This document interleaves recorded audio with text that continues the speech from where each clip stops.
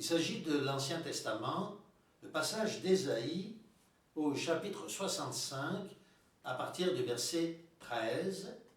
Nous demanderons à Catherine d'en faire la lecture. Vous pouvez bien sûr suivre vous aussi. C'est pourquoi voici ce que dit le Seigneur. Ceux qui me servent mangeront, et vous, vous aurez faim.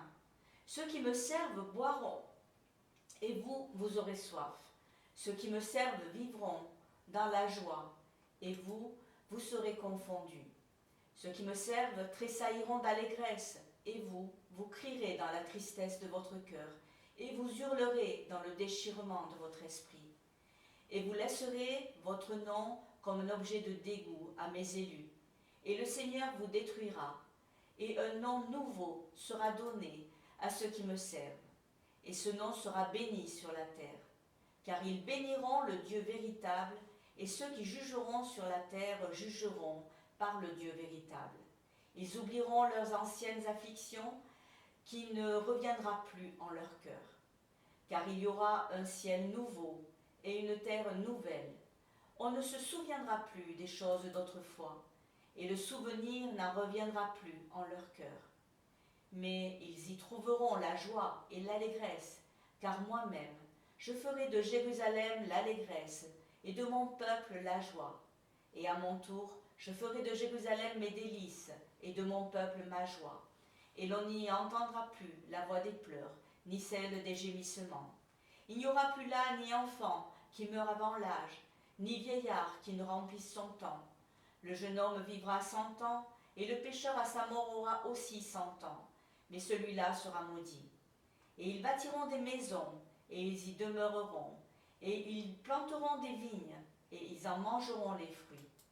Et ils ne bâtiront plus pour autrui, ils ne planteront plus pour que d'autres mangent.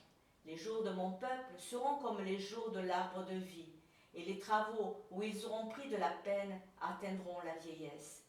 Mes élus ne se fatigueront pas en vain, ils n'auront pas des enfants pour leur malédiction, car c'est une race bénie de Dieu, et leurs petits-enfants, comme eux, seront bénis. Et avant qu'ils aient crié, je les aurai exaucés. Pendant qu'ils parleront encore, je dirai, qu'y a-t-il ? Alors, les loups et les agneaux viendront paître ensemble. Le lion mangera de la paille comme le bœuf, et le serpent mangera à la terre comme du pain. Ils ne nuiront à personne, ils ne détruiront rien sur ma montagne sainte, dit le Seigneur. Nous remercions Catherine pour cette lecture.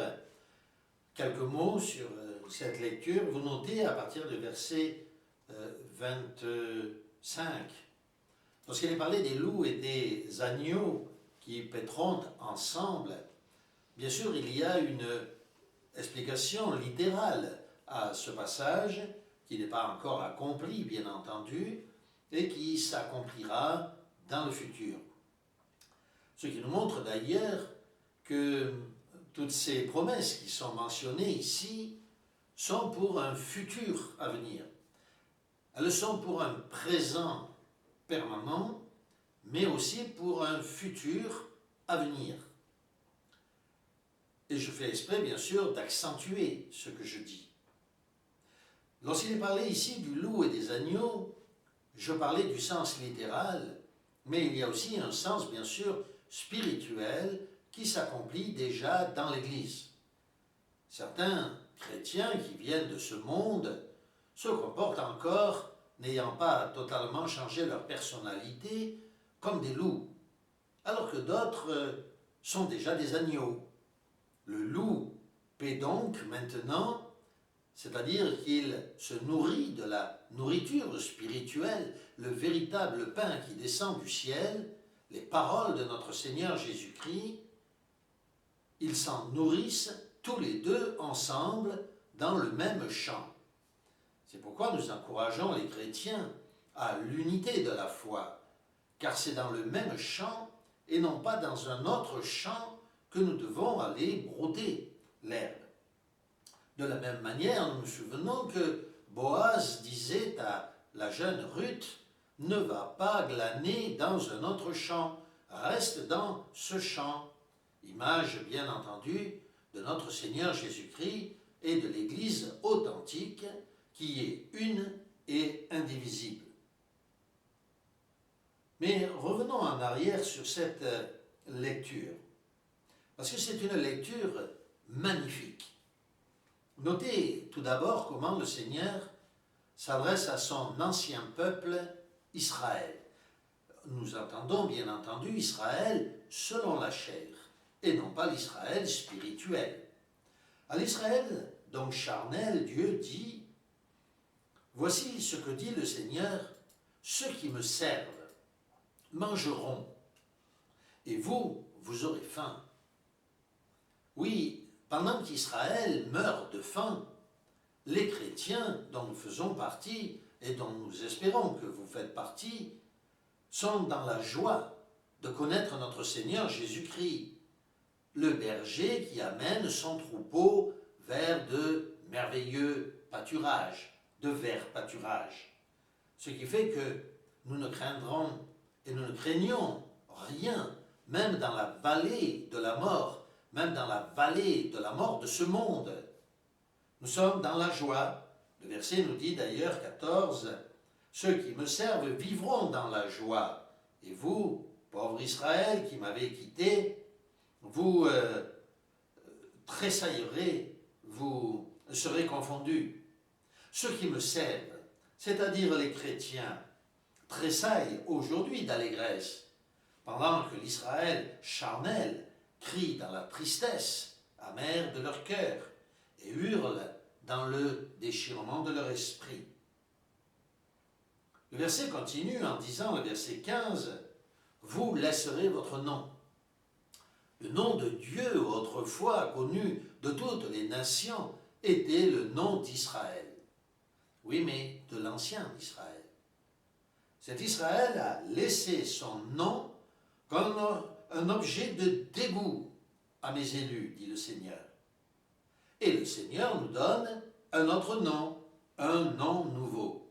Et ce nom nouveau, bien entendu, nous vient de Jésus-Christ.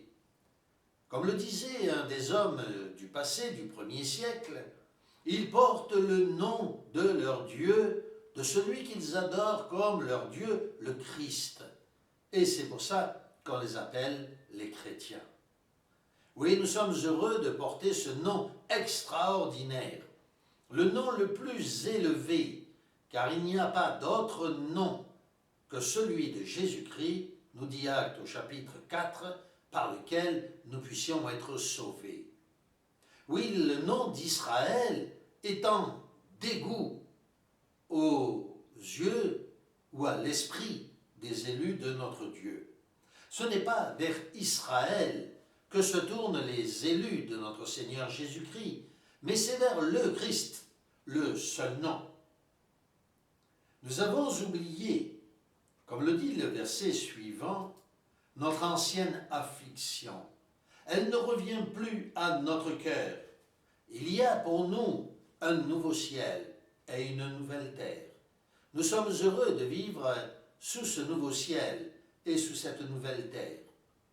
Mais comme nous le disions au début aussi, il est évident que ce nouveau ciel et cette nouvelle terre sera présentement réellement réalisé de façon humaine, littérale, lorsque la terre sera nettoyée et que les humains qui aiment Dieu pourront se retrouver de l'autre côté dans une terre renouvelée et des cieux eux aussi renouvelés.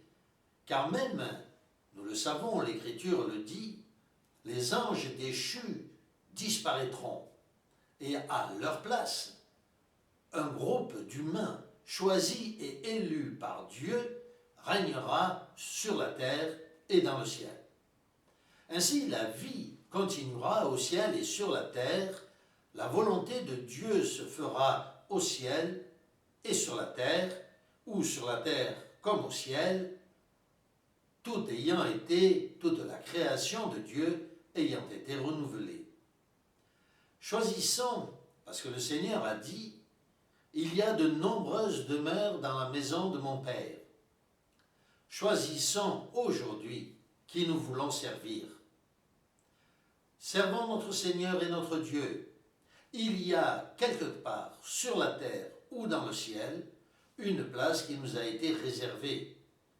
Une des innombrables places qui nous a été réservée dans la tente de Sem, nous qui faisions partie de Japheth. Que Dieu donc vous bénisse et soit avec vous.